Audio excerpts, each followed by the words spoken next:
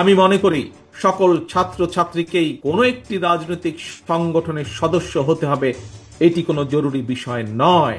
তবে প্রত্যেক শিক্ষার্থীকে যার যার অঙ্গনে সফল হওয়ার জন্য নিজেদেরকে যোগ্যতম হিসাবে গড়ে তোলার প্রচেষ্টা থাকা সবচাইতে বেশি জরুরি। তোমরা তোমাদেরকে যোগ্য নেতৃত্ব হিসেবে গড়ে তুলবে, এটি জরুরি। যোগ্য নেতৃত্বের অর্থ শুধুমাত্র কোনো একটি রাজনৈতিক দলের পদ পদবি অর্জন কিংবা শুধু ভবিষ্যতে এমপি বা মন্ত্রী হয় নয়, বরং শিল্প, সাহিত্য, সংস্কৃতি, শিক্ষা, স্বাস্থ্য, কৃষি কিংবা ব্যবসা প্রত্যেকটি সেক্টরেই দক্ষ নেতৃত্ব প্রয়োজন।